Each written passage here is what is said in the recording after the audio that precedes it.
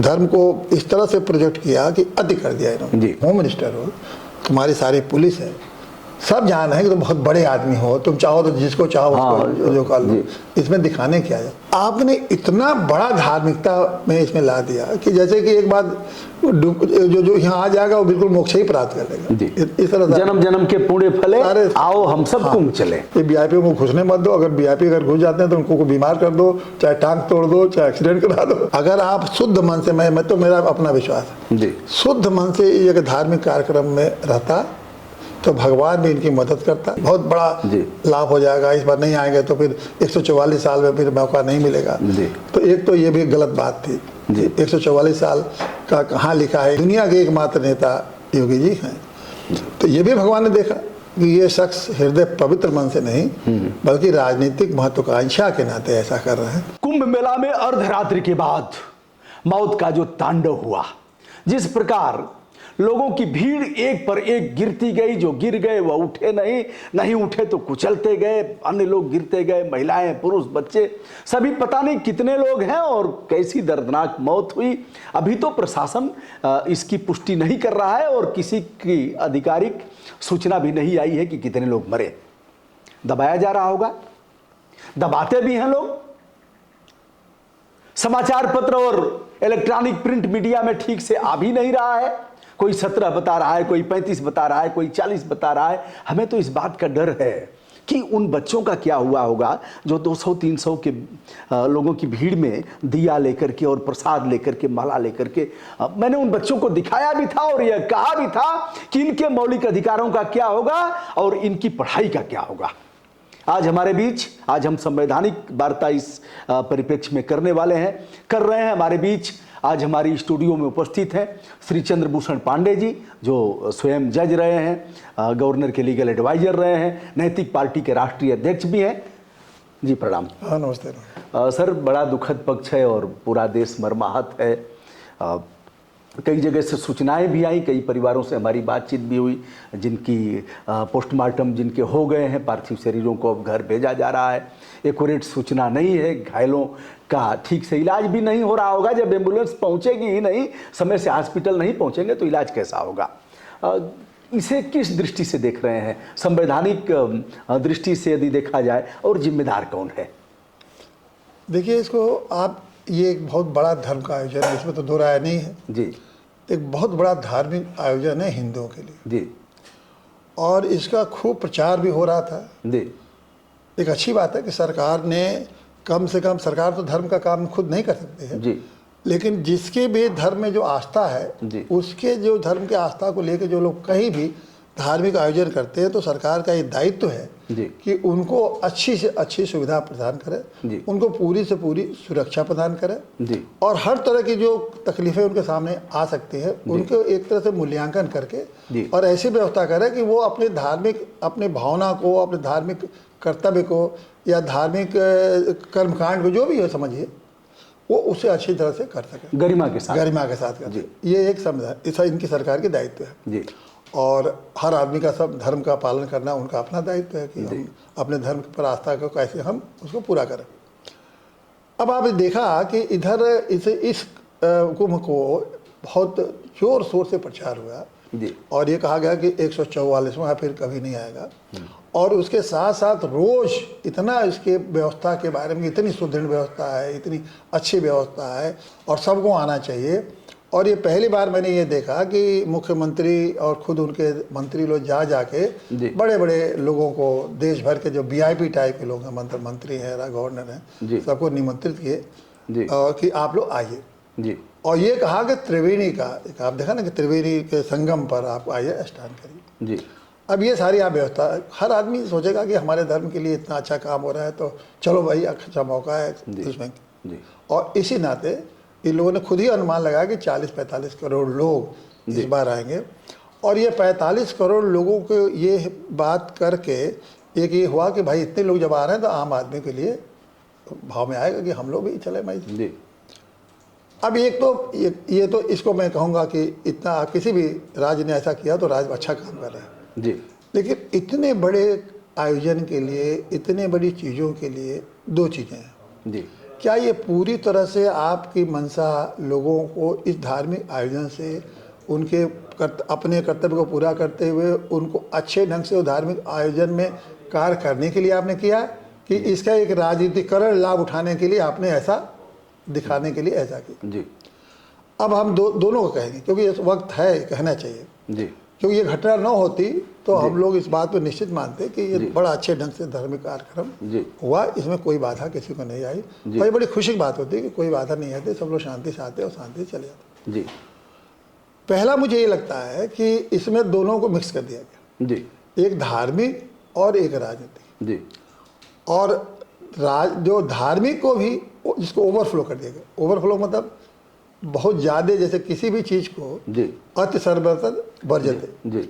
धार्मिक आस्था को भी आप बहुत ज़्यादा बढ़ा देंगे जी, तो वो भी एक तरह से हानिकारक हो जाती है। कोई भी चीज़ आती है जी।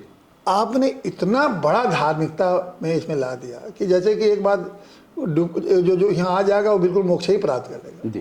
इस तरह से जन्म जन्म के पुण्य फले, आओ हम सब कुंभ चले। तो 25 करोड़ की आबादी है इसमें, कम से कम प्रदेश में जी कम से कम आप समझ लीजिए 15-20 करोड़ हिंदू है ना, जी। सबको आह्वान कर रहे हैं जी। आप इतने लोगों और देश भर के लोगों को आह्वान कर रहे हैं जी। तभी तो 45 करोड़ होंगे। विश्व को आह्वान कर रहे हैं। तो ये तो आपको ओवरफ्लो किया आपने। जी। जैसे पानी की टंकी में पानी गिरेगा तो नीचे बर्बादे होगा ना जी। या आप जब ज़्यादा भोजन खा लेंगे तो बीमारी बीमारी होगी। तो ये जो अति किया लोगों ने कि धर्म के नाम धर्म को इस तरह से प्रोजेक्ट किया कि अति कर दिया इन्होंने। जी। अब अति कर दिया तो भीड़ हुई। जी। अच्छा, अति क्यों किया? अति में अभी आगे राजनीति, ताकि इस बार राजनीति में देखिए, इसमें प्रधानमंत्री का इसमें आयोजन में क्या भूमिका है? जी। कोई नहीं। जो भी भूमिका है प्रदेश की आयोजन है।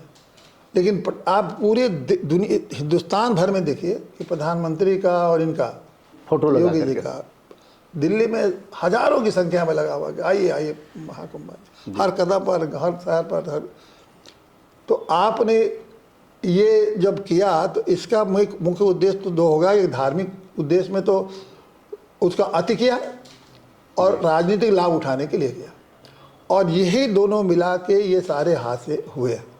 अगर आप शुद्ध मन से, मैं तो मेरा अपना विश्वास है जी, शुद्ध मन से ये अगर धार्मिक कार्यक्रम में रहता तो भगवान भी इनकी मदद करता, क्योंकि इन समझता कि भाई शुद्ध मन से ये लोग कर रहे हैं, कोई राजनीति नहीं है, तो भगवान मदद करता और एक भी हादसा नहीं होता। भगवान ही और भगवान के गण सब वहाँ चारों सभी अदृश्य शक्तियाँ वहाँ रहती है, बचाती। इन्होंने भगवान इससे भी नाराज हुए कि तुम अति धार्मिकता तुम वहाँ पहला फैला कर रहे हो, बहुत बड़ा लाभ हो जाएगा, इस बार नहीं आएंगे तो फिर 144 साल में फिर मौका नहीं मिलेगा। तो एक तो ये भी गलत बात थी। 144 साल का कहाँ लिखा है? 1-2 साल पहले तो हम लोग जानते भी नहीं थे कि 144 साल में बाद आने वाला है या कहीं। तो एक तो इसको गढ़ा गया मार्केटिंग के लिए। दूसरा एक ये उसके बाद जगह जगह होर्डिंग लगाए गए, जगह जगह प्रचार किया गया, और हर बार मोदी जी चुनाव, योगी जी जा रहे हैं, हर जगह कह रहे हैं ताकि देश भर के लोग जाने कि वो एक हिंदुओं के एकमात्र दुनिया में भारत में, यूपी में नहीं, दुनिया के एकमात्र नेता योगी जी हैं। तो ये भी भगवान ने देखा कि ये शख्स हृदय पवित्र मन से नहीं बल्कि राजनीतिक महत्वाकांक्षा के नाते ऐसा कर रहे हैं। तो इस पर भी भगवान ने अपना हाथ खींच लिया, देवी देवता वहाँ हाथ खींच लिए। और जानते हैं इतनी बड़ी भीड़ को कोई व्यवस्था तो चला नहीं, इतनी बड़ी भीड़ को कोई दुनिया में ऐसी कोई व्यवस्था बनी नहीं सकती है, समझा आपने, कि इतनी बड़ी भीड़ को आप संचालित अच्छे ढंग से, शांतिपूर्ण ढंग से संचालित करते, ऐसी कोई बिना ऊपर वाले के आशीर्वाद के। और ये तो जब पुलिस वाले कोई घटना घटती है तो कुछ तो आप, एक बात और, ये जहाँ जहाँ भी आप देखेंगे कि खतरे के बिंदु है, कोई रात को कोई IPS ऑफिसर तो वहाँ खड़ा नहीं होगा, रात को तो सिपाही टाइप का आदमी खड़ा होगा। सिपाही अपने भीड़ के विवेक को नेतृत्व करने के लिए कितनी उसकी क्षमता है, जितना उसके बुद्धि में आएगा वो करेगा जी। लेकिन रात में अगर आप जान रहे हैं तो रात में क्यों नहीं बड़े बड़े सीनियर अफसर को बैठाते, एक मिनट निर्णय लेते, कहते नहीं ऐसा नहीं ऐसा है। अब बैरिकेडिंग मान ली इसमें आ रहा है कि बैरिकेडिंग तोड़ा लोगों ने, तो जब बैरिकेडिंग तोड़ा तो इमीडिएटली बैरिकेडिंग को जिसने तोड़ दिया तो कैसे नियंत्रित कर रहा है? सिपाही की बद की बात है क्या? सिपाही की हैसियत आदेश देने की तो है नहीं कि दूसरे सिपाही को आदेश दे, उसकी हैसियत तो जो उसको बताया गया उस हिसाब से काम करने की। तो वहाँ कोई आपके अधिकारी रहे नहीं होंगे, जो कि इसको सर थोड़ा सा रोकेंगे। जैसे कि मैंने कई जगह देखा 80 साल की उम्र है, 82-85 साल की उम्र है और बुढ़ा आदमी घिघिया रहा है कि चले जाने दीजिए। वहाँ भी चूंकि उनको आदेश है साहब का कि कोई नहीं इधर से जाएगा, बैरिकेटिंग किसी भी तरह से नहीं खोल रहा है, तो वह उनको रोके हुए हैं। वह अपना विवेक वहाँ नहीं लगाएंगे। मानवता भीतर से चाह रही है कि हम खोल दें चले जाएं, लेकिन साहब का आदेश है, हम कैसे खोलें। यही इन स्पॉट्स पर कभी भी बड़े अफसर नहीं होते। बड़े अफसर तो बैठ के एक जगह, मान लीजिए तो रात में तो सोए ही होंगे जी। बड़े अफसर होते भी हैं तो वो कहीं एक जगह कमरे में बैठ के और बैठे रहते हैं, बता दो भाई क्या है, ठीक चल रहा है, बस विवेक पूरे निर्णय लेने का उसका अधिकार। वो तो अगर अपने से निर्णय लेगा तो सस्पेंड हो जाएगा, डिसमिस हो जाएगा। हाँ, सस्पेंड हो जाएगा। तो ये व्यवस्था हर जगह, मैंने बहुत जगहों मैं भी गया हूँ, यहाँ देखा होगा जहाँ क्राइसिस है जी, वहाँ आपको बड़े अधिकारी नहीं मिलेंगे, वहाँ रहेंगे सिपाही छोटे छोटे, वो जिनको का अख्तियार ही नहीं है कोई निर्णय लेने का। जी, समझा। अगर वो फ़ोन करके पूछ भी नहीं अधिकारी तो डांटेगा अधिकारी। हाँ, डांटेगा कि तुमको इसीलिए लगाया गया ड्यूटी। हाँ। तो ये सब पुलिस की व्यवस्था में तो हमेशा एक बड़ी चूक होती है कि ये लोग बड़े बड़े अधिकारी बड़ी बड़ी जगहों बैठे रहते हैं, वहाँ से सब एक बार समझा देंगे। अब मान ली एक बार आपने समझा दिया तो पुलिस वाला कितना समझा, जी, वो कोई 20% समझा, कोई 40% पहुँचा, और भीड़ दे के भीड़ की कोई उसकी ट्रेनिंग तो ही नहीं। तो यही सारे कारण हैं।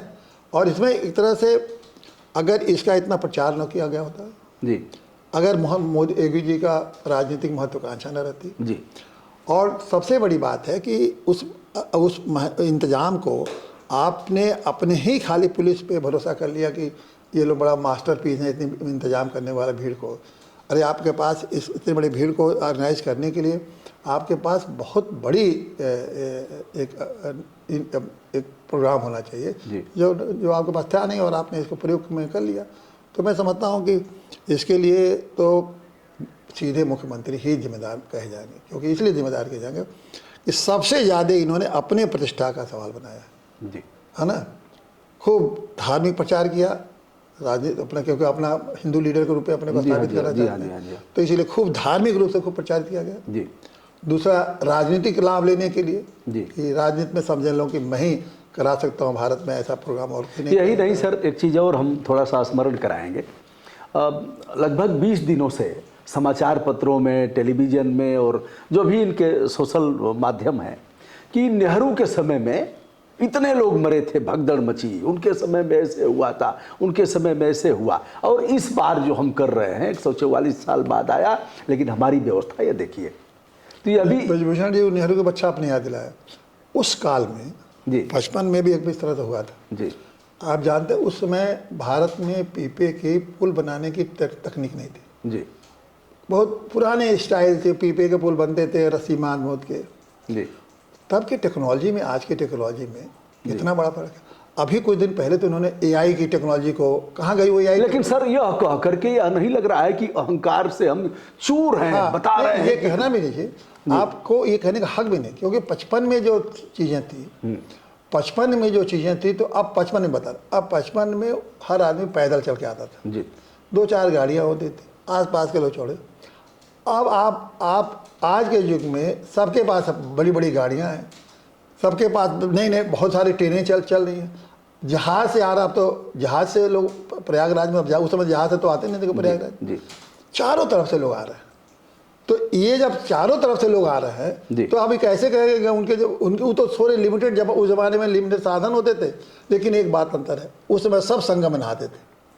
और आपने इस बात ये तो नहीं कहेंगे कि हमने सबको संगम में नहीं नहाने दिया, थोड़े से लोगों को, खास करके वीआईपी लोगों के लिए संगम था, बाकी लोग उस घाट वो गंगा में से नहाए, वहाँ नहाए, वहाँ नहाए, बस यही किया। तो अगर तुलना करना हो तो देखिए, तो आपने तो इनको नहाने ही नहीं दिया। और अभी तो दोपहर का खबर आ गई है कि प्रतापगढ़ रोक दिया गया, सुल्तानपुर में रोक दिया गया, कितने लोग घर से चले थे।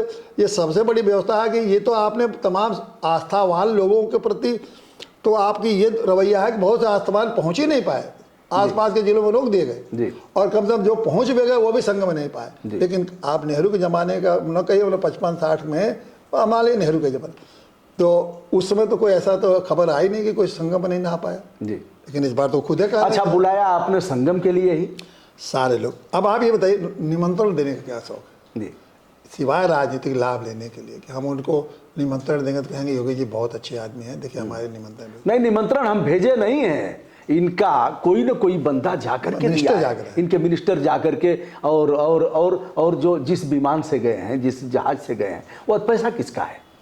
पैसा भी है। और ये बताइए, पैसा तो जनता का ही लगा है। गांव-गांव में मेले होते हैं, जी कभी धार्मिक मेले होते हैं, ज़्यादा धार्मिक मेलों की बात करें, हर जगह धार्मिक जहाँ मेले होते हैं, कोई ना कोई भगवान का मंदिर होता है। किसी को आयोजक निमंत्रण भेजते हैं कि आइएगा? नहीं नहीं, तो यही तो हमारी संस्कृति है, परंपरा है। ये कौन सी नई परंपरा आपने शुरू किया भाई? अगर परंपरा की बात माने तो हमारे किसी भी धार्मिक मेले में निमंत्रण, या पहले भी अर्धकुंभ हुए हैं या कुंभ हुए हैं, तो अब हम तो अखबारों में नहीं पढ़े कि वहाँ के मुख्यमंत्री, जैसे उज्जैन में हुआ तो उज्जैन के मुख्यमंत्री, मध्य प्रदेश के मुख्यमंत्री ने सबको निमंत्रण दिया हो।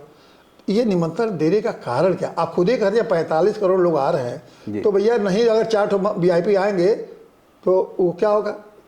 तीसरी एक और बात है कि इसका आपने ये वो किया, व्यवसायीकरण किया जी। सारे व्यवसायी, देश भर के जितने व्यवसायी हैं, आज उस ज़माने में, पुराने ज़माने में कोई व्यवसाय नहीं आता था जी। अब सारे व्यवसायी जैसे अपना, जैसे प्रदर्शनी नहीं होती, हाँ, कोई टेंट सिटी लेके आया, कोई स्टीमर लेके प्रदर्शनी आया, आप कोई... देखें प्रदर्शनी, जी। जैसे प्रदर्शनी में हर व्यापारी अपना लगाते हैं दिखाने के लिए, जी इसी तरह इस बार कोई दिखाना के लिए, अपना प्रोडक्ट दिखाने के लिए नहीं, अपने को दिखाने का है, जी। अपने नेम, अपने नाम को, कि हम बड़ा उदार हैं, हम पैसा दे रहे हैं। इनफैक्ट वो प्रचार करने के लिए आ गए। इन लोगों की क्या जरूरत थी? कि उनमें कोई आस्था है क्या? उन लोग भाई, व्यापारियों की एक ही आस्था होती है, वो है लक्ष्मी। जी। लक्ष्मी के अलावा किसी चीज़ में आस्था नहीं होती है, और लक्ष्मी की आस्था रख कर जितने पाप करते हैं वो, उसका कोई सीमा नहीं। तो उनसे तो कोई नहाने से वहाने से कोई मतलब है नहीं। जी। उन्होंने तो इसीलिए टेंट लगाया ना, या जो भी काम दिखा रहे हैं कि भाई कैसे लक्ष्मी के हमारा शुभ लाभ, शुभ लाभ। हाँ। और बाबा ऐसा आयोजन कर रहे हैं, तो कम से कम बाबा की नज़रों में हम लोग अपना एकदम चमकते दिखें, ताकि बाबा से जो लाभ लेना हो वो लेंगे। तो ये जो व्यवसायीकरण है, ये भी ये सारा कारण है, क्योंकि उतनी जगह तो व्यवसायियों ने ले लिया आपसे। जी जी। जो व्यवसायी लोग हैं, हाँ। वो तो ले लिया। जी। सबसे बड़ा दुखद बात है कि आज ये नहान तो ये अखाड़ों वालों को होता है। जी। देखिए, इस नहान में 2 चीज़ें महत्वपूर्ण होती हैं, जी। जो पारंपरिक है, हम आज के तो बाबा ने जैसा बना दिया उन्हें, कलबासी और अखाड़े। जी। अखाड़े लोग आते हैं, धार्मिक संगम है वो, जी। अपने धर्म के प्रचार का वो संगम है, ये अखाड़े वाले करते हैं। जी। ठीक है, उसमें कौन बैठा है इससे मतलब नहीं है, उद्देश्य उनका यही रहता है जी। कि धर्म संसद टाइप का, कि उसमें नए नए धर्म के बारे में, हिंदू धर्म के बारे में नए नए क्या, कौन बाबा ने क्या उपलब्धि की, कौन बाबा ने क्या और कौन आगे आ रहा है, मंडलेश्वर किसको बनाना है, महामंडलेश्वर किसको बनाना है। ये एक तरह से धार्मिक, एक बार धार्मिक चीज़ों पर हर तरह से, हर पक्ष से जी। उनका चुनाव भी होता है, उनका ये होता है। और ये उसके बाद ये जो आते हैं लोग अपना गांव देहात, दूर दूर से लोग, वो कल्पवास करने। जी। तो कल्पवास के लोगों की ज़िंदगी ये होती है कि वो, हम भी कल्पवास किए हैं। अच्छा। थोड़े दिन। जी। तो क्योंकि मैं जज था, लखनऊ इलाहाबाद में पहुंचा, तो हमारे लिए एक तरह से बड़ा आकर्षण कहता, हरदम आते रहते थे। जी। तो मैंने जब इलाहाबाद रहते ही मैंने सोचा हम भी कल्पवास करना, उसका अनुभव है। जी। तो कल्पवासियों का ये है कि वो सुबह 4 बजे उठ जाते हैं, स्नान ध्यान करते हैं। जी। अच्छा, मैं अपनी पत्नी के साथ भी गया था, बच्चों के साथ गया था, समझे, ये बताना बहुत, उस समय बहुत पुरानी जी। बात, आपको 82-83 की बात बताना। जी। अब वो कल्पवास लोग अपना हटते हैं, फिर वहीं खाना वाना खा के फिर 12 बजे निकल जाते हैं, घूम पहले मेला देखते थे। जी। कहाँ, अच्छा, मेले में एक से एक होता है, मेला होता है, हाँ मेला, बड़ा आनंद है, बच्चों को भी आनंद आता था कि कोई ये डमरू बजा रहा है, कोई ये कर रहा है, प्रवचन सुनते हैं फिर नहीं। उसके बाद जी, थर्ड स्टेज है। जी। पहले तो 12 से चलो 4 बजे तक ये मेला घूमिए, कहीं माला वाला बेच रहा है, कोई ये बन रहा है, कोई सांप वाला ले जा रहा है, कोई वो सब कमर्शियल टाइप होता था, ऐसे मेला में होता है। उसके बाद करीब सभी 3 बजे के बाद, 2 बजे, कोई 3 बजे, कोई खाना वाना, अच्छा, वो सारे बाबा सब खिलाते पिलाते हैं, उनके सबके यहाँ चलता रहता था खूब, खाने पीने फ्री में खाइए, जहाँ घूमिएगा हम लोग। 3-4 बजे के बाद सभी बाबा अपने अपना कोई ना कोई प्रवचन शुरू होता है। उन प्रवचन में देखा जाता था कि कैसा प्रवचन कर रहे हैं, क्या कर रहे हैं, कभी कहीं राम कथा, कहीं हनुमान कथा, कहीं जिसकी थोड़ी बहुत देखे, और 7-8 बजे तक घूम के फिर अपना आते थे लोग, तो चूल्हा जलाते थे। नहीं, बहुत लोग बुजुर्ग नहीं खाते थे, बच्चे खाते, लेकिन आप चाहें तो उस समय भी जाके कहीं जाके खाते, खाना घर में उस समय कल्पवासी एक ही टाइम बनता था, लेकिन इतना खा घूम आप कितना खा लेते थे कि फिर किसी को बनेगा। असल ही आनंद का वो इस बार तो इतना घुमाया कि ये मैं तो कल्पवासी भी क्या मेला में घूम पाए होंगे। समझे आपने। तो कल बासियों को आपने कर दिया, और अभी अखाड़े वाले तो नहाए नहीं, सवेरे तो घटना घट गई तो उनको शायद जाने भी नहीं दे, उनसे क्या 12 बजे नहाएंगे, 2 बजे नहाएंगे, तो उनके प्रातः काल उनको तो अखाड़े वालों को स्टार ही नहीं करने को मिला। तो इस बार जितने उद्देश्य रखे गए एक भी पूरे नहीं हुए। आइए और यहाँ संगम में स्नान करिए, वो भी नहीं पूरा हुआ। आइए खूब घूमिए मेले में, ये भी नहीं पूरा हुआ। और तीसरा यह है कि इतना दहशत हो गई कि डर हो गया। अब इसके बाद मेले में लोगों को झोपड़ी में आग लगी, पहला दहशत वो हुआ, वो भी एक दर्दनाक घटना थी। तो क्या प्रकृति ने यह भी संदेश दिया कि शुभ होने वाला नहीं है? जैसा तो प्रकृति इसीलिए दिया ना जी कि आपके अंदर मौन में भाव क्या है। प्रकृति ने पढ़ लिया भाई, जैसे बाबा पढ़ लेता है ना आपके मन में। जी हाँ जी। छोटा बाबा पढ़ लेता है, कौन सा बाबा नाम है उसका? धीरेन्द्र शास्त्री। हाँ, इतना छोटा बाबा है, वो पढ़ लेता है आपके मन की बात। तो भगवान देवी देवता नहीं समझ लेंगे आपके मन की बात। तो मन की बात पढ़ा उन्होंने, तो उन्होंने कहा कि इसके मन में राजनीतिक भावना है, इसके मन में अपना छवि चमकाना है, इसके योगी जी की मतलब इनके मन में राजनीतिक भावना है, इनको अपने देश में भारत में आपको जमाना कि हम ही हिंदू लीडर हैं जी। तो जब इस भाव से आप करेंगे तो प्रकृति साथ देती, अन्यथा प्रकृति पूरा का पूरा साथ देती। बाबा अगर अच्छे सच्चे मन से अगर किए होते ना तो बहुत बड़ी एक सफलता का इन्होंने स्थापित किया होता। हिंदू धर्म के लिए भी इनकी प्रशंसा होती, इनके लिए व्यवस्था के अच्छे प्रशासक हैं, ये भी प्रशंसा होती। और ये भी प्रशंसा होती कि देखिए अगर ऐसे लोग बाबा वो लोग सत्ता में आवें तो ऐसा व्यवस्था कर देते। मैं समझता हूँ कि ये सब तीनों उद्देश्य इनके ईश्वर ने सफल नहीं होने दिया।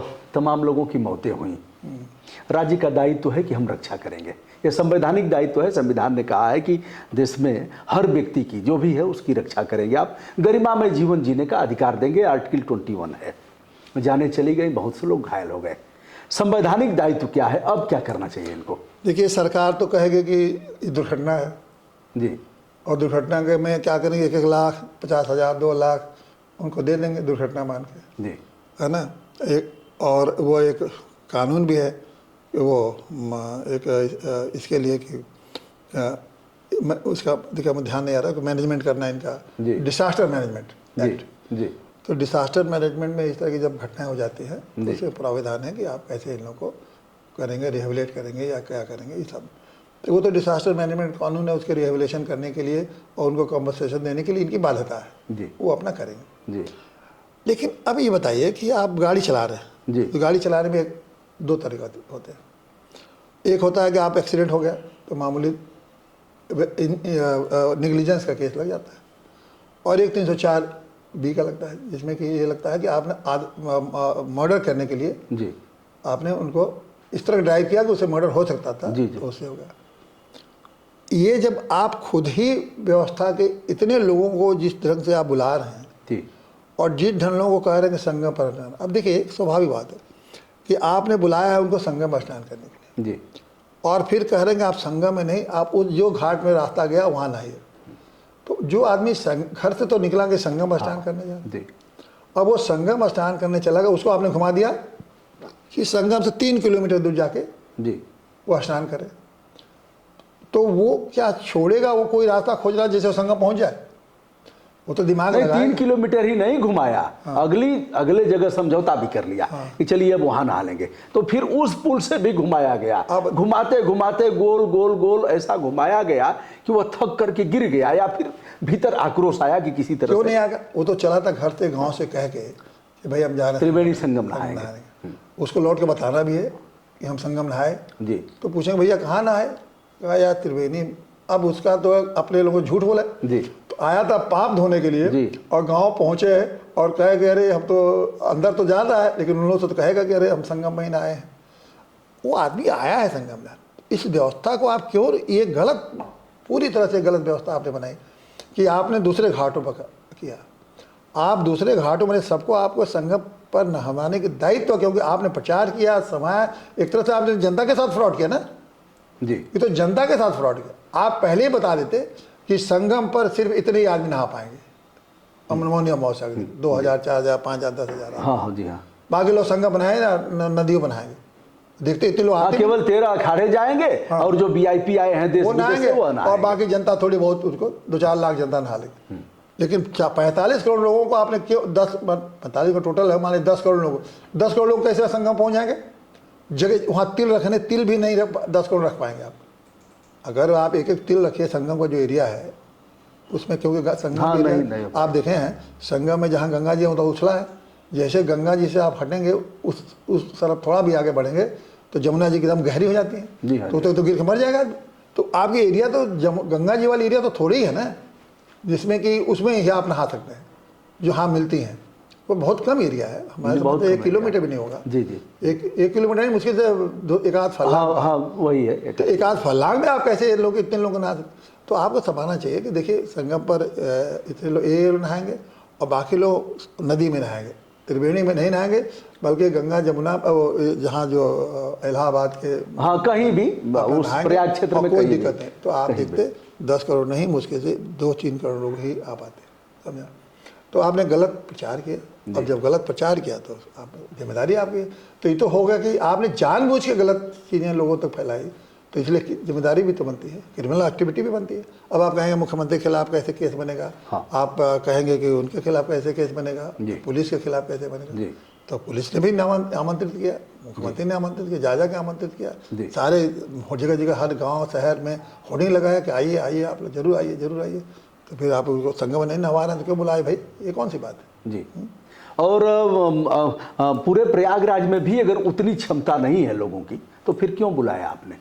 तो वही तो पहले मैंने संगम को अगर छोड़ भी दिया जाए तो इसका वही है दो कि वो धार्मिक ओवरफ्लो करना, धार्मिकता को इतना बढ़ा के शो ऑफ करना, और दूसरा राजनीतिक। जी। तो अब राजनीतिक मैं तो नहीं समझता इस घटना के बाद इन लोगों को राजनीतिक लाभ जो लेना था वो मिल पाएगा, क्योंकि अब तो फिर उनको मिल जाएगा असफलता का कि ये लोग असफल है करने में। जी। तो देखिए ईश्वर की अपनी अलग लीला है ना? जी। जो ऐसा नहीं है कि जो आप चाहेंगे वही ईश्वर आप। सर, आप न्यायिक सेवा के अधिकारी रहे हैं, काफ़ी लंबा अनुभव है और वरिष्ठ अधिवक्ता भी हैं, नहीं रास आया पंगा लेते रहे आप, तो उसमें भी आप, इसमें जो हुआ है कोर्ट मूक दर्शक बना रहा अनेकानेक मामलों में। जैसे एक 13 साल की लड़की थी, उसको नागा बना दिया गया, फिर हमने प्रेसिडेंट ऑफ इंडिया के यहाँ याचिका किया, हो हल्ला किया, और लोगों ने भी हमारे बाद उठाया है मामला। इसके पहले वाले कुंभ में भी छोटे बच्चों को जो नागा बनाया गया था उस पर भी हमने आवाज़ उठाया, ऐसे होता रहा। बहरहाल वो लड़की मुक्त हुई, बाबा पर कार्रवाई हुई। इस बाबा ने तो कार्रवाई नहीं किया, जबकि एक जिस तरह से देखा जाए कानून का उल्लंघन है, बाल श्रम है, और 18 साल से कम उम्र है, और आरटीई का उल्लंघन है, निःशुल्क और अनिवार्य शिक्षा का उल्लंघन है, ये लोग तो कुछ किए नहीं। कोर्ट इस मामले में क्यों खामोश है? वही हाई कोर्ट है, एशिया का सबसे बड़ा उच्च न्यायालय, और सभी खामोश हैं। सो मोटो किसी जज ने नहीं लिया। हाई कोर्ट तो इसमें भी खामोश है कि 3-4 दिन के लिए बंद है। हाई कोर्ट में केवल मौनी अमावस्या के लिए छुट्टी होती है जी। अब जब यहाँ कुंभ हो गया तो अब इस बार हाई कोर्ट बिना किसी छुट्टी के व्यवस्था के, समझा आपने जी, अब 27 से लेके 30 तक हाई कोर्ट बंद है। अब इसमें हाई कोर्ट का हम इलाहाबाद में नहीं काम कर रहा है जी, समझा आपने जी। तो अब आप देखिए कि हाई किसके आदेश से बंद होगा? अब अपने मन गवर्नमेंट ने कहा होगा बड़ी भीड़ है, तो जज साहब ने मान लिया। अब जज साहब पूछे भाई हाई कोर्ट कैसे बंद हो जाएगा? जैसे वह महत्वपूर्ण काम है धर्म का, वैसे न्याय का काम महत्वपूर्ण नहीं है। आप धर्म के काम को इतना महत्व दिए और संवैधानिक व्यवस्था न्याय के काम को आप महत्व नहीं दे रहे जी। तो ये कि किसी भी लोकतांत्रिक व्यवस्था में ऐसा क्या संभव हो सकता है क्या कि धर्म जो है संविधान के ऊपर हो गया? एक जो खुद ही आप कहते हैं कि संविधान के अधीन धर्म है जी, है ना भाई? हाँ, देश तो संविधान से चलेगा, व्यवस्था तो संविधान चलेगी, और आपने धर्म के अधीन संविधान को कर दिया कि मतलब हाईकोर्ट तक भी नहीं चलेगा।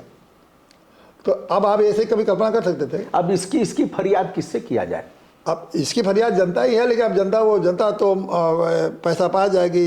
इसके ऊपर भी कोई है जहाँ फरियाद किया जाए कोई? अब क्या करेंगे? अब प्रधानमंत्री हैं, मुख्यमंत्री हैं, डबल इंजन की सरकार नहीं होती, तो एक इंजन फेल हो गया तो दूसरे इंजन चल अपना एक्टिव हो जाएगा।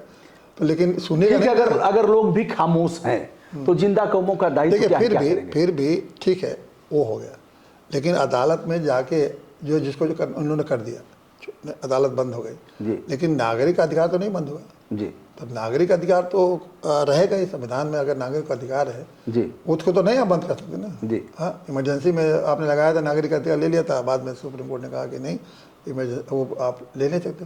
तो नागरिक अधिकार का सबसे बड़ा अधिकार ये भी है कि अगर कुछ भी सरकार सत्ता में जो बैठे हैं वो लोग जज भी जज हों या प्रधानमंत्री हों, राष्ट्रपति हों, अगर ये संविधान के विपरीत काम करते हैं तो नागरिक जाके वो जैसे घंटा बजाएगा ना कि भाई कि न्याय दो, ये क्या तुमने न्याय के खिलाफ काम सब किया, कैसे बंद करा दिया हाईकोर्ट तुमने 2 दिन के लिए, कैसे तुमने ये कहा कि निमंत्रण क्यों दिया, किसने कहा था तुमको निमंत्रण करने का अधिकार दिया था, कि लोगों को बुलाओ, किसने कहा था कि संगम पर आकर नहाओ और संगम पर सबको पहुंचा नहीं सकते थे, तो इस तरह से फ्रॉड क्यों किया। तो ये सारे सवाल हैं और आप तो PIL भी करते हैं, आप खुद खड़े होइए, आप कहिए कि आप ये हम उठाएंगे इस सवाल को।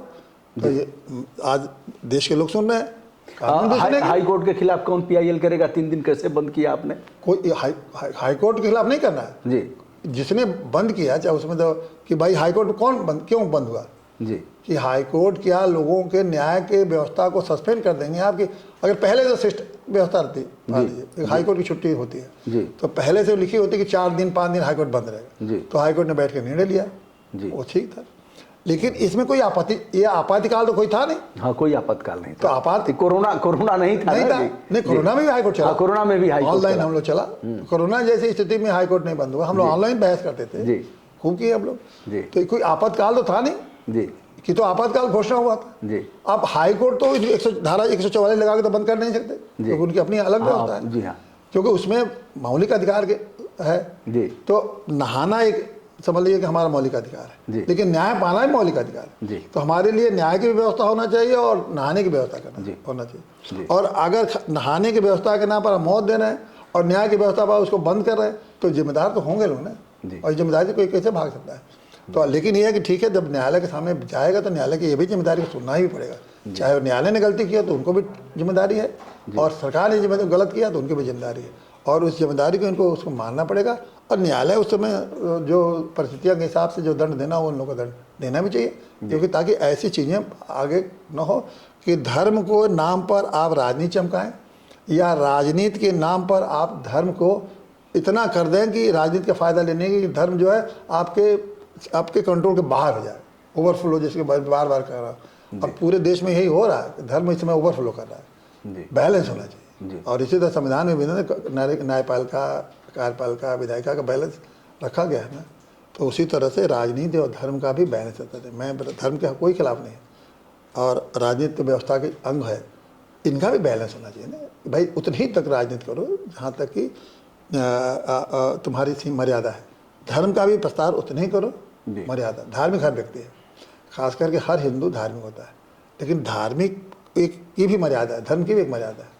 अब सुबह जल्दी के कंठी माला बहन के अपने परिवार में बैठे रहे राम राम राम राम करिए, तो ये तो धार्मिक मर्यादा के, ये तो धर्म का ओवरफ्लो हो गया ना। आपके बच्चे ही नहीं आपको पसंद करेंगे, भाई हमको खाना पीना लाइए, ये करिए, वो करिए, और सभी जीव, इसीलिए कर्म की प्रधानता को महत्व दिया गया। तो इसलिए ये काम है ना, धर्म का एक सीमा। इस बार तो धर्म की सीमा को पूरे, मैं देख रहा हूँ इस समय जो व्यवस्था चल रही है पूरे देश में, धर्म ही धर्म, बाकी चीज़ें जैसे गौड़ हो गई। तो ये ईश्वर ने भी कभी ऐसा नहीं कहा। पहले ईश्वर ने कहा कि पहला कर्म करो, धर्म तो धर्मानुसार करो। गीता में भी यही कहा गया, कर्म करो धर्मानुसार। धर्मानुसार भी क्या, सबसे कुछ नहीं करो, कर्म करो, हमको सब समर्पित कर दो, कर्म हम अपना दें, और भगवान के नाम पर अच्छे ढंग से कर्म करो। इतना ही तो है जीवन हमारा। तो इन सारी परंपराओं को ध्यान में रख के आगे करते तो कितना ये नाम होता है। लेकिन पर उस सारी परंपराओं को, उन सारी व्यवस्थाओं को, चीज़ों को ध्यान नहीं रखा तो। लेकिन अब निश्चित रूप से ये सारी घटनाएं घटी हैं। देखिए मामले में न्यायालय में तो जाएगा ही जाएगा। अब न्यायालय निर्णय लेगी, इसमें मुख्यमंत्री कितना जिम्मेदार है, पुलिस के DG भी जिम्मेदार, उनका तो आर्टिकल भी कोई जागरण में इन्होंने भी बुला रहे हैं, कहें आई और अवश्य आइए, DG भी कह रहे हैं, तो मुख्यमंत्री भी कह रहे हैं। तो मान लीजिए एक समय मुख्यमंत्री का सोचते हैं कि राजनीतिक रूप से लोगों को भरोसा न भी हो कि अपने राजनीति चमकाने के लिए कर रहे हैं, लेकिन अब DG भी जब बुला रहा है तो लोगों को वो होता है ना, विश्वास होता है कि इतनी अच्छी व्यवस्था होगी कि भाई जरूर, तभी तो DG साहब करेंगे, जरूर आइए। तो अब DG साहब को भी जब ये कहे कि सब आइए तो बताना चाहिए DG साहब को भी कि भाई कहाँ आइए, संगम पर आइए नहाने, कि गंगा जी में नहाने, कहीं भी नहा लीजिए। ये भी उन्होंने भी स्पष्ट नहीं किया। तो एक बहुत बड़ा सवाल है कि अगर आपको संगम पर नहीं नहाना था तो आप इतने लोगों को क्यों बुलाए, अगर वहाँ व्यवस्था नहीं थी। तो ये सवाल एक बहुत अच्छा आपने प्रासंगिक व्यवस्था देश के लोगों के लिए आपने उठा दिया कि भाई इस तरह से आप जनता को धोखा मत दीजिए, है ना। एक होता है कि फ्रॉड प्ले है, कॉन्स्टिट्यूशनल फ्रॉड होता है जी। ये एक वैधानिक शब्द है। कॉन्स्टिट्यूशनल फ्रॉड में कॉन्स्टिट्यूशन में जो अधिकार आपको दिए गए हैं उस अधिकार को आप वास्तव में उस अधिकार का इस तरह प्रयोग कर रहे हैं अपने फायदे के लिए कि दूसरे लोगों को गलत बात कह के उनको बेवकूफ़ बना रहे हैं। फायदा आपका है, कह रहे हैं मैं जनहित में कर रहा हूँ, जनहित नहीं है, वो अपने फायदे के लिए कर रहे हैं। तो आप तो कह रहे हैं कि धर्म के लिए आइए, लेकिन धर्म के लिए नहीं बुला रहे हैं, अपने राजनीति को चमकाने के लिए कह रहे हैं। तो ये तो इसी को तरह और कॉन्स्टिट्यूशनल पद पर बैठे हैं, तो इसलिए मैं कहूँ ये भी कॉन्स्टिट्यूशनल फ्रॉड है। जी जी जी जी जी।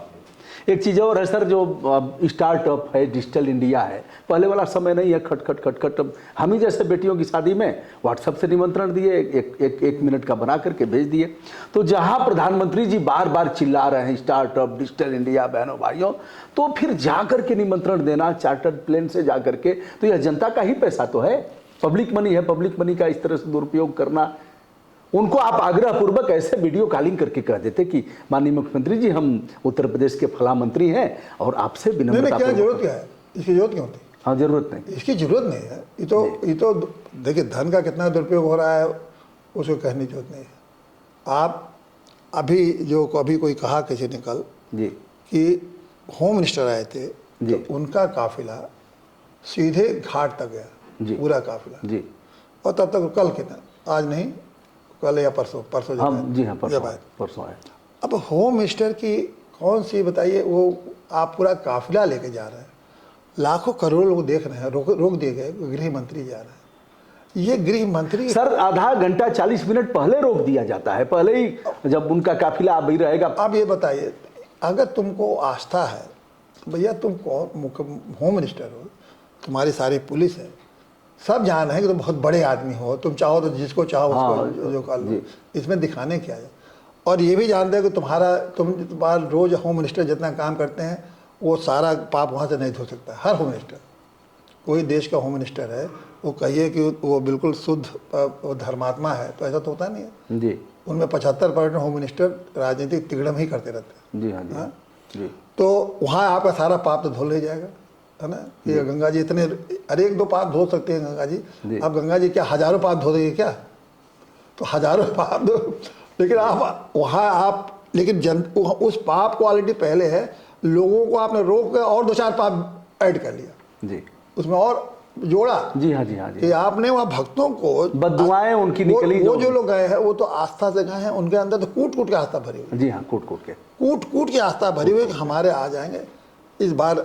ज्यादा ओल्ड लोग, पैर में चप्पल नहीं है, उम्र के लोग, उम्रदराज लोग सर पर अब मैंने जीवन भर बहुत कर लिया, मैं गांव के सारे बूढ़े बुढ़िया औरतें, खासकर औरतें बिल्कुल कि अब आए हैं इस बार माता। हाँ, अब अंतिम है हमारा। अच्छा, वो माता सुनेगी, उनके सुनेगी और इसीलिए तकलीफ सर है। वो तो संपूर्ण आस्था से गए हैं, मतलब कूट नीचे से लेकर ऊपर तक आस्था कैसे गए। अब उनके आस्था पर कितना बड़ा कुठारघात है कि उनको आपने 4 घंटा 3 घंटा खड़े रहो, फिर भी वो विचलित नहीं होने अपने आस्था के लिए खड़े हैं। बताइए तो कितना हमारा देश कितना महान है। ऐसे महान के देश के लोगों को, ऐसे महान नागरिकों के लिए कितना बड़ा ये लोग पाप कर रहे हैं। तो इन लोगों का तो पाप धुलने वाला नहीं है, समझा हमने, चाहे कितना नहाए, समझा हमने। तो लेकिन ये है कि अब हमें ये जरूर चाहिए कि हमारी देश की जनता इन लोगों को समझना भी चाहिए किस तरह के लोग हैं, अपने स्वार्थ के लिए इस तरह से हमको बेवकूफ़, हमारे मतलब हमको आ रहा है किस तरह से मेरा अवहेलना कर सकते हैं, किस तरह हमारे आस्था पर चोट कर सकते हैं, किस तरह से हमारी उपेक्षा कर सकते हैं। ये सब देश की जनता को भाषण में तो कहेंगे जनता मालिक है, जनता मालिक है। आप बताइए किसी भी आस्थावान का आदमी जिसमें माँ पर धर्म के प्रति आस्था है, जिसकी जनता के प्रति आस्था है, वो क्या जनता को रोक के और अपने जाके वो डुबकी लगाएगा? किसी की भी आदमी अगर उसकी सच्ची माँ धर्म के प्रति, गंगा के प्रति और अपनी जनता के प्रति अगर आता है, हिम्मत नहीं करेगा, तो वो सोचेगा तो हम ही पाप कर रहे हैं जी। बाद में पाप फैलाएगा। और यह आप देखिए कि आप हमेशा हम लोग कोई ना कोई योजना बनाते रहते हैं जी, अच्छे आयोजन करते रहते हैं। हम लोग क्या पहले कूद के, हम जो आयोजन करता है वही कूद के जाके सबसे मंच पर बैठता रहे? नहीं। हाँ नहीं, आयोजन करता तो हाथ जोड़ के पूछता है आपको कोई तकलीफ है, आपको तकलीफ है, और सबसे बाद में भोजन करेगा, सबसे बाद में भोजन करेगा। वो कहेगा नहीं, जब आयोजन करता सुबह, अभी लोग आयोजन करता है ना, योगी जी आयोजन करता है, मोदी जी आयोजन करता है, ये लोग जाएंगे वीआईपी की तरह से। और आयोजन किसके लिए किया है? देश की जनता के लिए। और उसी को कह रहे हैं रुको, जाने नहीं पाएगा। कौन सा भैया ये हमारे समझते कि इतना भारत की परंपरा में बनी है। धर्म की भी आप उपेक्षा कर रहे हैं, लोगों के सम्मान की भी आपको परवाह नहीं है, और आप जो है उस नदी नहा के और उसको वीडियो बनवा रहे हैं।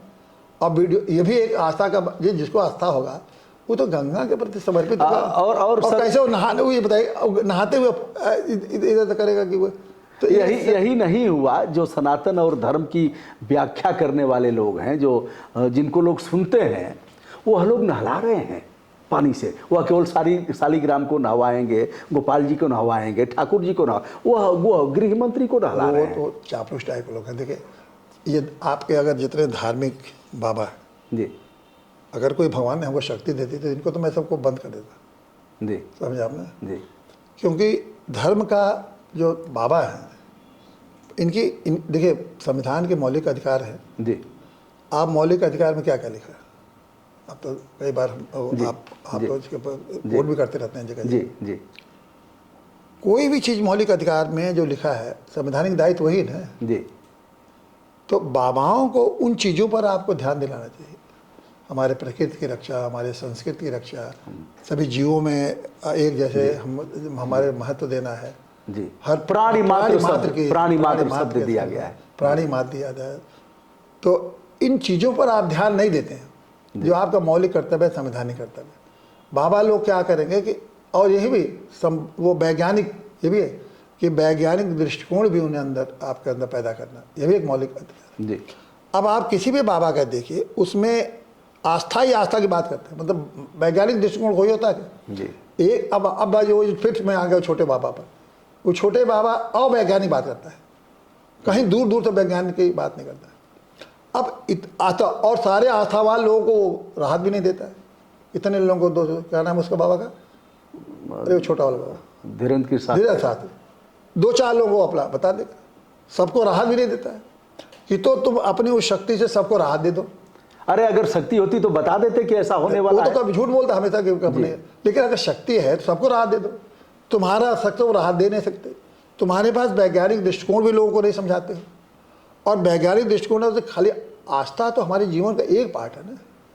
जैसे हम अपने माँ बाप की गलत बात को भी मान लेते हैं, हाँ अगर अपने माँ बाप के गलत बात सारी गलत बात को मानते रहें तो क्या हम विकास कर पाएंगे? माँ बाप तो चाहते हैं, माँ तो चाहती है कि हमारा बेटा हमारे पेट हमारे पल्लू बैठा रहे, कहीं जाए ना प्यार से। अगर माँ बाप के शंकराचार्य की बात आपको पता, शंकराचार्य वाली कहानी तो आप जानते ही होंगे। शंकराचार्य को सन्यास कहा कि हमें 5 साल में सन्यास लेना है, लेकिन सन्यास में है कि बिना माँ की अनुमति के नहीं जी। तो अब आदि शंकराचार्य की बात कर रहे हैं तो उन्होंने कहा कि अब माँ की अनुमति कैसे में जी, बिना माँ के तो है ना हो नहीं पाएगा, अनुमति हो नहीं पाएगा जी। तो अब वो देखिए, अब शंकराचार्य को माँ के अनुमति के लेने के लिए जी ये कहा कि तुम उन्होंने कहा कि ये तुम काम कर दो तो हम दे देंगे। तो कठोर जी, बहुत कठिन काम की नदी को ऐसा पार, तो अब कहा कि अच्छा उन्होंने कर दिया तो माने उनको। तो अब इतना ये मतलब माँ, लेकिन अब मान लीजिए कि माँ की बात के क्यों कहते तो शंकराचार्य नहीं बन पाते ना। जिस काम के लिए उनको यहाँ भेजा गया था वो तो पूरा नहीं होता। तो माँ बाप की सारी बात को नहीं मान सकते ना, लेकिन तब भी हम उसको मानते हैं जी। हाँ जी। तो और बाबा लोग खाली कहते हैं कुछ नहीं मानो, भगवान में भक्ति करो, भगवान में भक्ति करो, भगवान में भक्ति करो। भगवान भी खुद नहीं कहें कि हमारे वो कहते हैं कर्म करो, ये लोग कहते हैं भगवान को भक्ति करो, समझे आपने। तो इन बाबाओं का जो भूमिका है ये इस बात को भी अब देश हिंदू का खास करके हिंदू धर्म अब चूँकि सोशल मीडिया जब से आया तब से हिंदू धर्म को लोग अब जानने समझने लगे हैं, उसे पढ़ने लगे हैं, खुद समझने लगे हैं। हिंदू धर्म एक बहुत वैज्ञानिक धर्म है, समझा आपने। केवल दुनिया का मैं समझता हूँ अकेला ही धर्म है जिसमें हर सवालों का जवाब है, हर परिस्थितियों से निकलने का रास्ता है, और ये घोर पूरे रूप से वैज्ञानिक दृष्टिकोण है। क्योंकि हमारा जो अगर आप देखिए वो वेद है, चाहे उसके बाद उपनिषद जितने हैं, ये सब प्राकृतिक, हमारे ये धर्म लिखा नहीं गया, इसका उद्भव हुआ है। तो किसी चीज़ का उद्भव होगा तो इर्द गिर्द की परिस्थितियों से के समाहित करके न उद्भव होगा। जैसे एक आप बीज लगाते हैं, उससे आच्छादित होगा, हाँ आच्छादित होगा, उसी से हमारा पूरा वेद अच्छा है। तो उस समय जो था उन्होंने प्रकृति के साथ देखा, उस हिसाब से अब धर्म के नियम एक के बाद एक बनते गए, और जैसे जैसे हमारे मनीषी आते गए एक के बाद उसमें जोड़ते गए, और लोग जोड़ते गए और उसमें उसका परिमार्जन होता गया। अब उसे लगता है कि बहुत सारे ज्ञान हो गए।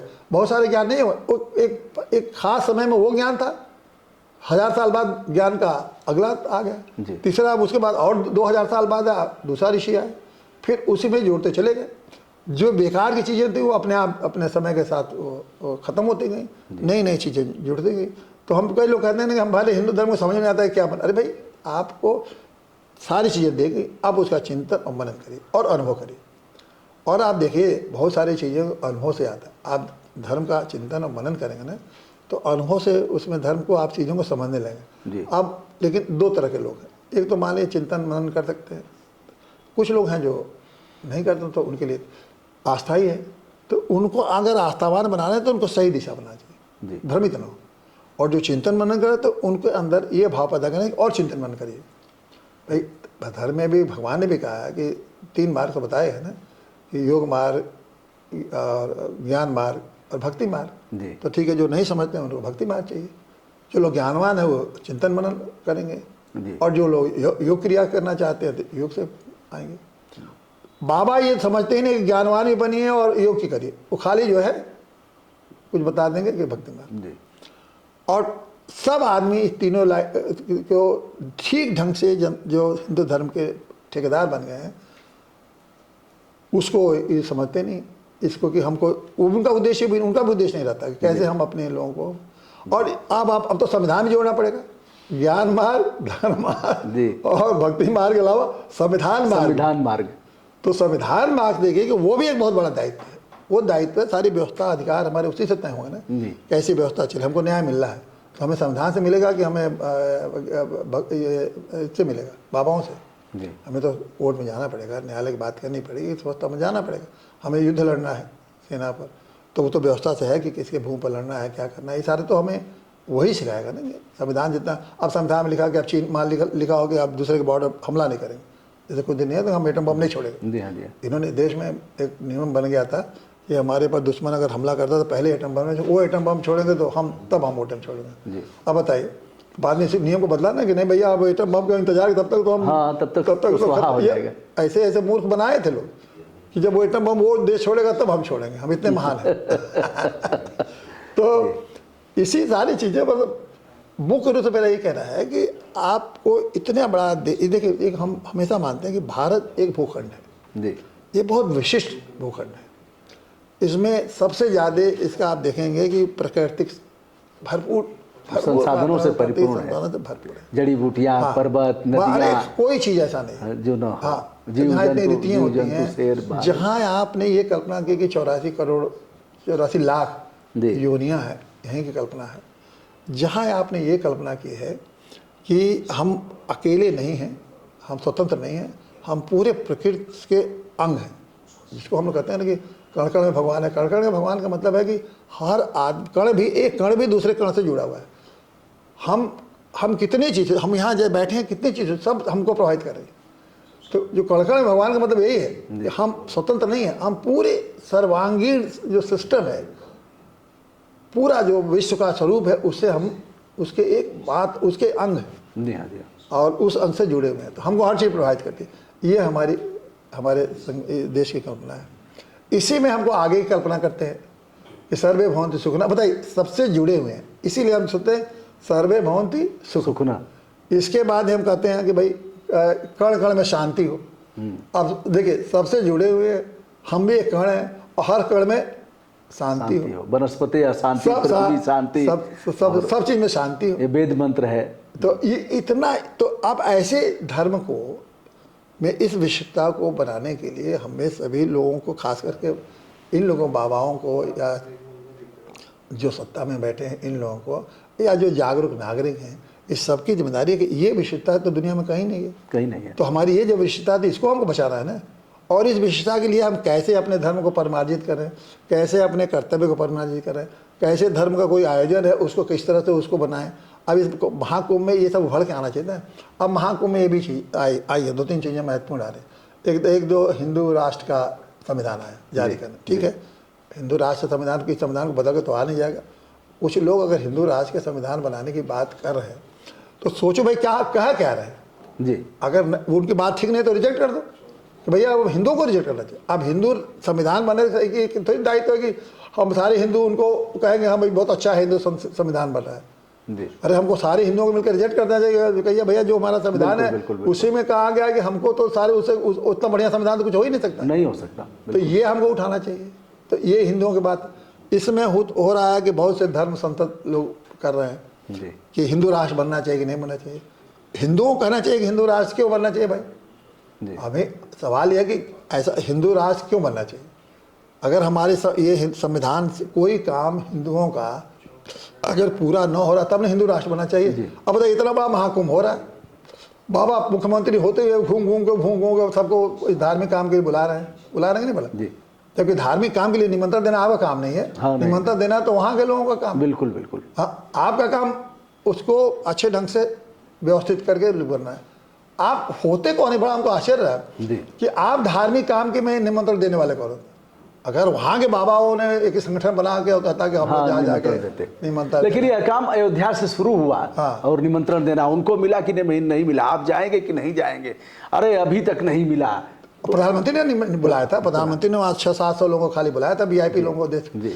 ये धर्म के काम में निमंत्रण देने का मुख्यमंत्री या प्रधानमंत्री ये व्यवस्थापक है, खाली धर्म के काम पर ये व्यवस्थापक बढ़िया व्यवस्था देंगे, अच्छी से अच्छी व्यवस्था देंगे और जो भी करना है। लेकिन ये धर्म के आयोजक कहाँ निमंत्रण कौन देता है? आयोजक जी। आयोजक वो कौन होगा? धर्म में मुख्यमंत्री कैसे आयोजक हो सकता है?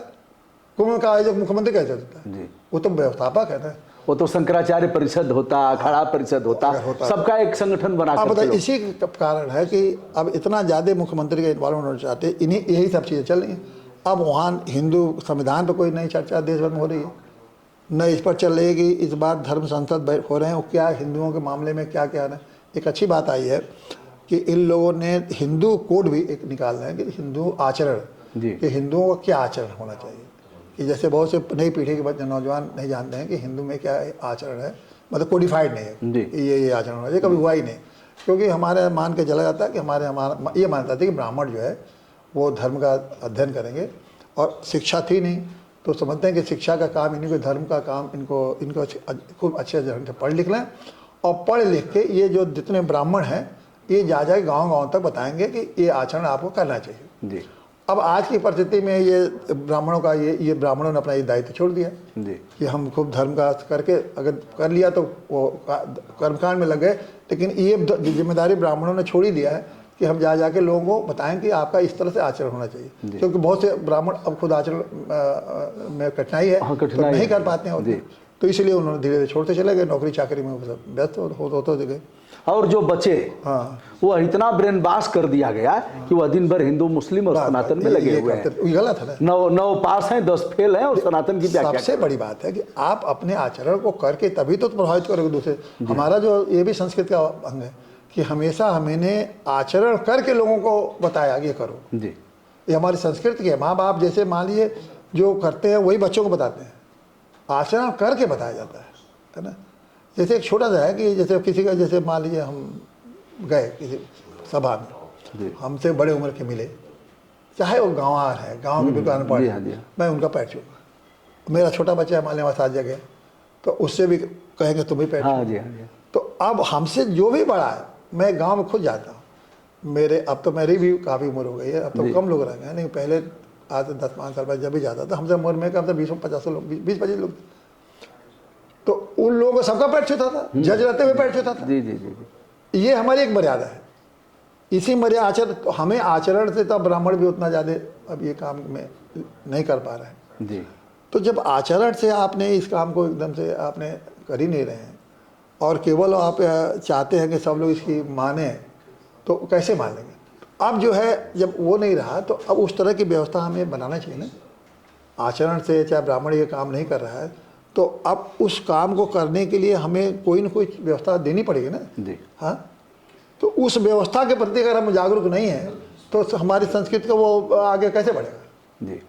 ये बहुत सारे सवाल हैं खाली, और ये संविधान में व्यवस्था है कि आप ऐसा, इसलिए मौलिक कर्तव्य दिया गया कि आप ऐसा ये करिए। तो दोस्तों, ये हमारी बात हो रही थी श्री चंद्रभूषण पांडे जी के साथ संवैधानिक मूल्यों पर, और कुंभ मेला में जिम्मेदारी किसकी थी, कौन इसके लिए जिम्मेदार है, कैसे बुलाया गया, और जो महत्वपूर्ण जाने गई जो जीने का अधिकार है, राइट टू लिव, किस तरह से उसका हनन हुआ है। ऐसे तमाम बिंदुओं पर आपने हमें समय दिया, इसके लिए बहुत बहुत धन्यवाद आपको। नहीं, बहुत अच्छी बात है। देखिए भूषण जी, ये कुंभ मेला जो है, ये शायद इतना बड़ा मेला शायद खुद ही करे 44 बार आयोजित न हो, लेकिन इस मेले में बहुत सारे ऐसे जो सवाल है ना, मैं आपको बहुत बहुत धन्यवाद देता हूँ। उन सवालों को जो इस मेले का लाभ पूरे हिंदू समाज को मिलना चाहिए जी। और बहुत बड़ा देश है, और ये देश में पर हिंदू, अब तो हिंदू दुनिया में ही फैल गए हैं। वो लोग भी इस बात से बड़े गर्वान्वित हो रहे थे कि इतना बड़ा आयोजन हो रहा है। उनको भी किसी भी देश में हो, उनको भी गौरव महसूस हो रहा है कि हमारी संस्कृति का देखिए एक स्वरूप है। अब इतना बढ़िया और इतना बड़ा अच्छा मौका हमारे संस्कृत को दुनिया भर में फैलाने का जो मिला था, मैं समझता हूँ कि वो तो हम लोग हासिल नहीं कर पाए क्योंकि कुछ गलतियों से, और उसके बाद जो उसमें जो मुद्दे आने चाहिए था, तो देश, अब एक अमेरिका का आदमी इससे मतलब नहीं ज़्यादा खुश होगा कि आपकी इतना भीड़ हुई, है ना। उसको ये था कि धर्म संसद क्या कह रहा है, धर्म की बातें क्या हो रही हैं, धर्म से हमें क्या फायदे हो रहे हैं, हमारे धर्म में क्या क्या गुण है। अरे हमारे यहाँ तांत्रिक भी हैं, अवघड़ भी हैं, फलाना भी हैं, तो ये शक्तियाँ हैं ना, बिल्कुल ये शक्तियाँ हैं। देखिए उनको, वो कोई अवघड़ बना है, तांत्रिक बना है, अघोर बना है, तो एक दिन में कोई अघोर नहीं बनता। हाँ, साधना हुई है, तो इतनी बड़ी लंबी साधना करके, तो वो सबकी रुचि है कि अमेरिका में बैठे हुए आदमी को अघोर के पास इतनी शक्ति कहाँ आ गई। कौन सा धर्म है भाई कि जिसमें अघोर के पास इतनी शक्ति आ गई, सब कुछ त्याग दिया फिर भी शक्तिमान है। ये कम है क्या? हर चीज आपने त्याग दिया और फिर भी शक्तिशाली सबसे। अवघड़ है, शमशान में रह रहा है, सब कुछ त्याग दिया, फिर भी इतना शक्तिशाली है कि आँख खोल दे तो आज भी। हाँ जी, हाँ जी, हाँ। ये सारी हिंदू धर्म की ये जो विशेषताएं हैं, इसी संगम में देखने को सब जगह चारों तरफ मिलता है। आप जाइए, एक तो और भी मिलता है, उसी में कोई न कोई महापुरुष आपको ऐसा मिल जाएगा, घूमते घामते आपके सर पे हाथ रख देगा, मैं ब्रह्मभूषण बड़ा मेहनत करो, जाओ ईश्वर आपकी चलता है। अब इतनी शक्तियाँ भी भ्रमण करती रहती हैं, पता नहीं कौन अदृश्य शक्तियाँ हैं, कौन है। और इसमें तो आप मना करने, ये तो हिंदू धर्म में तो है कि खरबों की संख्या में अदृश्य शक्तियाँ हैं, हाँ भी, हाँ जी, जो कि वायुमंडल में लोगों को बचाती हैं, रखती हैं। ये सब हिंदू धर्म वालों को जानना है। ये सब तो बहस होने रही है। बहस किस पर हो गई है कि भाई आइए, नहाइए, नहाइए, कौन अभिनेत्री आ रही है और कौन बताइए IIT ये सब, और गाजा कितना बढ़िया पी रहा है, मतलब ये तो आपके मीडिया वाला का दोष है। ये तो सरकार ने नहीं कहा होगा, तो मीडिया वाला का ये दोष है। तो ये तो अब मैं तो देखता हूँ इस कुंभ में मीडिया ही हावी हो गई है, धर्म तो पिछड़ गया जी। एक तरह से बाबा ने ले लिया राजनीति में, वो धर्म को किनारे कर दिया, और दूसरा सोशल मीडिया वाले ने कर दिया धर्म को ढकेल के किनारे अपना। तो दोनों दोषी हैं, जहाँ बाबा दोषी है राजनीतिक लोग, और उतने दोषी हैं आपके मीडिया वाले। तो खैर, लेकिन आप उन्होंने अपने दायित्व का निर्वहन नहीं किया। हमें खुशी है कि आपने अपने दायित्व का निर्वाह करना। सारे मुद्दे अब आ गए। अब इस बार अभी भी 1 महीना है, अभी 1 महीना में भी थोड़ा धर्म हमारा वापस आ जाए, धार्मिक चीज़ें। तो मैं समझता हूँ कि ईश्वर के, हे भगवान, मैं ईश्वर से कृपा करूँगा कि अब जो है थोड़ा सा कृपा कर दो। मूर्खों को तो आपने दंड दे दिया, अब धार्मिक लोगों को और सच्चे मन से जो आस्था के जा रहे हैं उनको शुभ अवसर दो, और उनके सारे उनको VIP खत्म कर दो। ये VIP को घुसने मत दो। अगर VIP अगर घुस जाते हैं तो उनको बीमार कर दो, चाहे टांग तोड़ दो, चाहे एक्सीडेंट करा दो, जो मन करो सो कराओ। लेकिन इस आस्थावान लोगों को बड़े आस्था से गए हैं, बड़ी तकलीफ से गए हैं। और ये जो हमारे लोग जो मरे हैं, इन लोगों को आप जरूर मोक्ष देना। भगवान से मैं यही कर रहा हूँ, आपके स्थान पर मरे हैं, संगम में मरे हैं, तो इन सबको मोक्ष प्राप्त हो, क्योंकि मोक्ष से बड़ा तो कोई हिंदू में होता नहीं। तो मैं सभी अपने परिजन जो लोग मृत्यु को प्राप्त किए संगम स्थान पर, सबको भगवान मोक्ष प्रदान करेंगे। सब सादर प्रणाम।